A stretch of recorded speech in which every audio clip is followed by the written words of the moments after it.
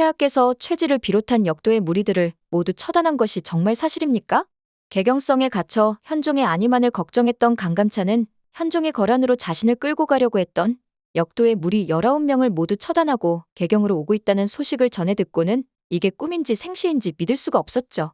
간악한 뱀같이 머리를 쓰는 박진과 박진의 말에 따라 충동적으로 행동하는 최질까지 두 사람 모두 현종과 함께 갔기 때문에 혼자의 힘으로 그 두 명을 이긴다는 것은 결코 쉽지 않은 일임을 잘 알고 있었고, 그렇기 때문에 끝까지 현종을 지키지 못한 자신의 상황을 원통해하고 있었으니까요. 하지만 현종이 서경에서 혼자가 아니었다는 사실을 뒤늦게 전해 들은 강감찬은 그제야 현종이 역도의 무리들을 충분히 제압할 수 있었던 이유를 알게 되었습니다. 사실 서경성에 거의 고립되어 있던 현종과 소통할 방법을 찾아낸 것은 원성이었고, 현종의 생활 습관을 잘 알고 있던 원성은 아마도 마음이 갑갑해진 현종이 절에 가고 싶다고 이야기할 것을 예상한 뒤 미리 평상복으로 갈아입고 절에 숨어 있었어요. 그리고 법당에 들어온 현종에게 접근해 자신과 지체문 도용수가 모의하고 있는 일을 알리고자 현종에게 방석을 깔아주며 자연스럽게 말하길 서경 관아의 악군과 무인들의 솜씨가 빼어나옵니다. 이리 행차하셨으니 그들을 불러서 연애와 무의를 즐기도록 하시옵소서. 황제폐하께서도 틀림없이 만족하실 것이옵니다. 라면서 연회를 열라고 메시지를 전했고, 총명한 현종은 연회에 참여하는 무의들이 고려의 군사들임을 단박에 눈치챌 수 있었습니다. 그렇게 현종은 다시 서경성으로 돌아와 최질에게 나도 마지막으로 연회 한번 해보고 싶다 부탁을 하였고, 이미 서경성의 군사들도 모조리 다른 곳으로 보낸 뒤였기에 안심하고 있었던 최질은 별다른 의심 없이 현종이 원하는 대로 연회를 열게 해주었어요. 하지만 뒤늦게 이 소식을 전해들은 박진은 현종이 무슨 꿍꿍이가 있는 것 같다면서 양아들에게 한번 살펴보고 오라고 전했고, 현종을 거란에 보내는 것에 대하여 반대하는 입장을 취해왔던 양아들은 현종이 무관들을 처단하기 위하여 무언가를 꾀하고 있다는 사실을 눈치챘으면서도 박진에게 이 사실을 알리지 않았습니다. 오히려 박진 또한 함께 처단되기를 바라면서 연회장에 가라고 권유하였고, 박진이 이를 거절하자 술을 먹이면서 그를 안심시키려고 노력하는 모습을 보였는데, 이런 양아들의 배신으로 인해 현종은 아무 차질 없이 장락궁에서 무관들을 처단할 수 있는 기회를 놓치지 않을 수가 있었죠. 현종은 무관들을 죽일 준비가 되어 있으면서도 마지막까지 그들에게 한 번의 기회를 더 주고자 최질 상장군을 설득하며 말을 하길, 상장군, 그대는 누가 뭐라고 한다 해도 한때는 이 고려를 지키고자 통주성을 걸어 잠그고 목숨을 걸고 싸운 용장이오. 내가 경의 뜻을 따라서 탁사정을 처형했다면 경도 이를 이렇게까지 만들지는 않았을 것이고, 내가 무장들의 마음을 좀 더 일찍 알아줬다면 경과 저 무관들이 역도가 되지도 않았을 거요. 그러니 이 모든 것은 나의 잘못이오. 지금이라도 경이 나를 개경으로 다시 돌려보내고 원래의 자리로 돌아가서 무장으로서 살아간다면 나도 지금까지의 모든 일을 없던 걸로 하고 경이 한 모든 죄를 용서하도록 하겠소. 그렇게 되면 경은 역사 속에서 무장을 위해 걸게한 의인이자 통주성을 지킨 용맹한 장수로만 남을 거요. 내 반드시 이 약속을 지키리다. 현종은 마시던 술잔을 탁자에 내려놓고 진심을 담아 최질에게 호소하였고, 최질 또한 현종이 탁사정 같은 자도 용서하며 관용을 베푸는 모습을 보아왔기에 이 말들이 모두 거짓은 아닐 것이라 생각해 살짝 동요하는 모습을 보이기도 했지만, 곧 현종의 의중을 간파했다는 듯 가소롭다고 비웃기 시작하였습니다. 지금 뭐 하자는 거냐면서 내가 겨우 그런 언변에 노란할 것 같냐면서 그런 거는 기문같이 아둔한 인간들에게나 통하는 거라며 기문의 머리 위에 술을 뿌리는 모욕을 줬죠. 아마도 최질은 궁지에 빠진 현종이 달콤한 말로 자신을 회유하여서 위험에서 벗어나려고 술수를 부리는 정도로만 짐작하여 모욕을 주었던 것 같은데, 사실 살생을 극혐하는 현종은 아무리 큰 잘못을 저지른 최질이라 하더라도 이대로 죽이기보단 마지막으로 반성할 수 있는 한 번의 기회를 더 주고자 함이었던 것이죠. 그렇게 생과 사의 갈림길 앞에서 지혜롭지 못한 최질은 살을 택하고 말았고, 현종 또한 그때쯤 모든 걸 포기한 채 최질과 나머지 역도의 무리들을 모두 처단해야겠다 마음먹었던 것 같습니다. 이쯤 연회장에 오지 않고 처소에서 양아들과 단둘이 술을 마시던 박진은 그제야 양아들이 자신을 속였단 것을 알고 분노를 참지 못하는 지경에 이르렀어요.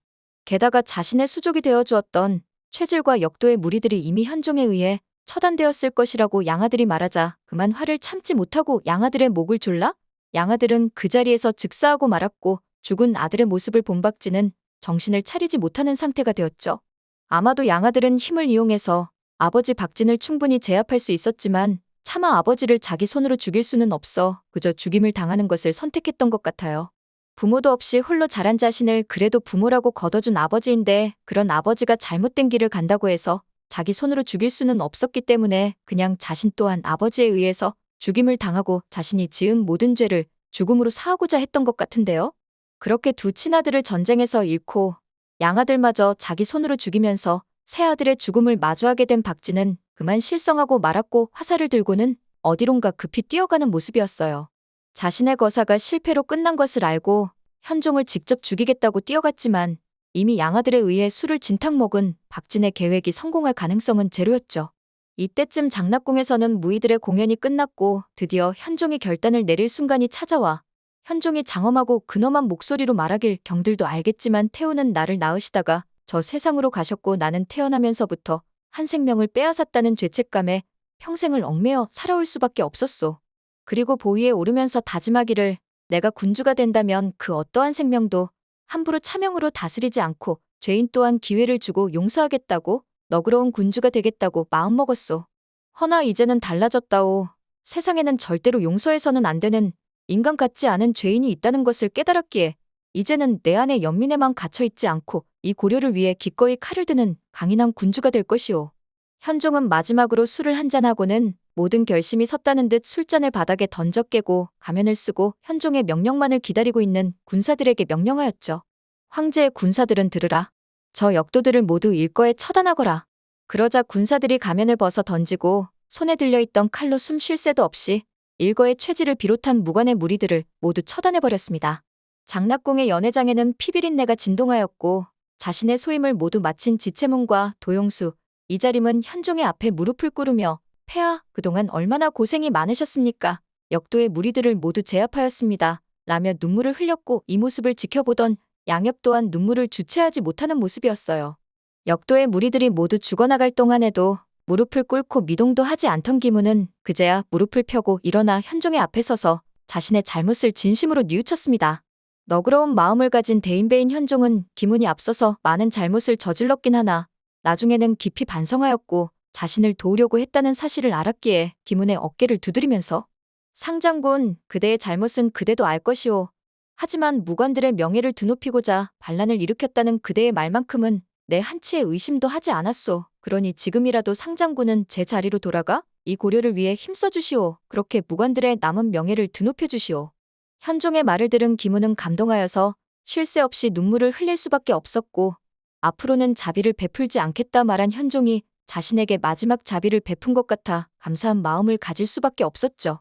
현종 또한 기문의 충심을 믿기도 하였고 거란과의 전쟁이 임박한 상황에서 기문같이 훌륭한 장수를 잃고 싶지 않다는 양가적인 감정이 공존하였습니다. 하지만 그때 어디선가 화살 하나가 날아왔고 그 화살은 정확히 현종을 향하고 있었어요. 마침 현종 앞에 무릎 꿇고 있던 기문이 화살이 날아오는 것을 보았고 온몸을 던져 현종이 화살에 맞는 것을 막아내고야 말았습니다.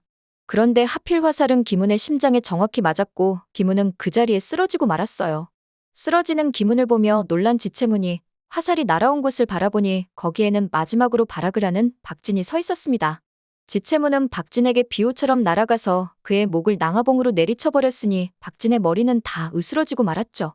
상장군 기문이 피를 흘리며 쓰러지는 걸 본 현종은 눈물을 흘리며 그를 품에 안았고 죽지 말라고 애원하는 모습을 보였는데요. 기문은 반란을 일으킨 자신을 진정으로 용서해준 현종에게 깊이 감사하는 마음을 가지며 눈을 감고야 말았습니다.